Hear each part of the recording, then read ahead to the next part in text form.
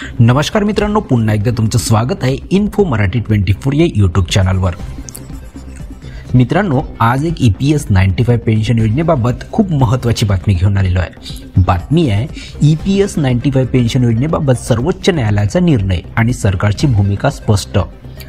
मित्रांनो, काय आहे ही बातमी नक्की बघूया, पण त्याआधी जर तुम्ही आपल्या चॅनलवर नवीन असाल तर चॅनलला सबस्क्राईब करून बाजूला दिलेल्या बेल आयकॉनला नक्की क्लिक करा। व्हिडिओ जर आवडला तर व्हिडिओला लाईक करून आपल्या मित्रपरिवारासोबत नक्की शेअर करा।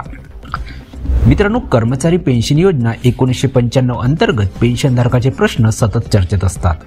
माननीय सर्वोच्च न्यायालयाचे नुकतेच आलेले निर्णय आणि लोकसभेत विचारलेल्या प्रश्नामुळे पेन्शनधारकांच्या हक्कांकडे आणि या कर्मचारी पेन्शन योजनेशी संबंधित सरकारी धोरणांकडे पुन्हा लक्ष वेधले गेले आहे।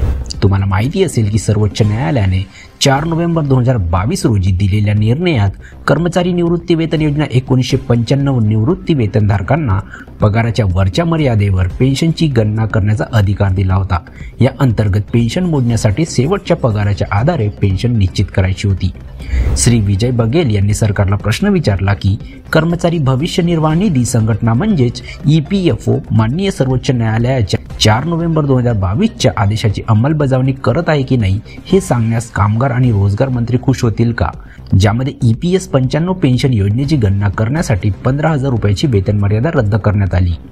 यासोबतच दुर्ग लोकसभा मतदारसंघातील भिलाई स्टील प्लांटमधील माजी कर्मचाऱ्यांशी संबंधित प्रकरणाचा आधार घेत शेवटचा पगार काढला का असा सवालही त्यांनी केला। जर होय तर त्यांचे तपशील काय आहेत। त्यानंतर त्यांनी विचारले की कर्मचारी भविष्य निर्वाह निधी संघटना रायपूर कार्यालयाने या कर्मचाऱ्यांकडून त्यांच्या मागील पगाराच्या आधारे फरकाची रक्कम म्हणून 15 ते 30 लाख रुपये घेतले आणि सुमारे 1 महिन्यानंतर ही फरकाची रक्कम परत केली आणि नंतर त्यांचे पेन्शन देण्यास नकार दिला। जर होय तर त्याचे तपशील काय आहेत आणि संदर्भात सरकारने काय कारवाई केली आहे। कामगार आणि रोजगार राज्यमंत्री सुश्री शोभा करंदलाजे यांनी उत्तर दिले। श्रीमती शोभा करंदलाजे म्हणाल्या की माननीय सर्वोच्च न्यायालयाने 2019च्या SLP क्रमांक 8658-8659 मध्ये दिलेल्या क्रमांक 4/11/2022 रोजीच्या निकालाची अंमलबजावणी करताना कर्मचारी भविष्य निधी संघटनेने ऑनलाईन सुविधा प्रदान केली होती, ज्यामध्ये अर्जदारांनी एकत्रित पर्यायाच्या पडताळणीसाठी एकूण 17.49 लाख अर्ज यशस्वीरित्या सादर केले। मग ते म्हणाले की भिलाई स्टील प्लांट ही प्रोव्हिडंट फंड म्हणजेच PF मधून सूट मिळालेली आस्थापना आहे, ज्यामुळे PF ट्रस्टचे नियम लक्षात घेऊन कर्मचाऱ्यांकडून आलेल्या अर्जाची तपासणी केली जाणार आहे आणि त्यानुसार निर्णय घ्यावा लागतो।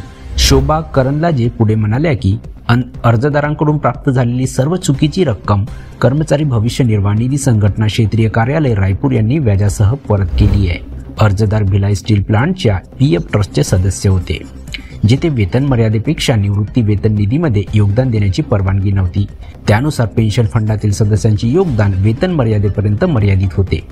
तर मित्रांनो, कशी वाटली ही कामाची आणि महत्त्वाची बातमी? जर बातमी आवडली असेल तर व्हिडिओला लाईक करून आपल्या मित्रपरिवारासोबत नक्की शेअर करा। जर तुम्ही आपल्या चॅनलवर नवीन असाल तर चॅनलला सबस्क्राईब करून बाजूला दिलेल्या बेल आयकॉनला नक्की क्लिक करा। व्हिडिओ बघितल्याबद्दल खूप खूप धन्यवाद।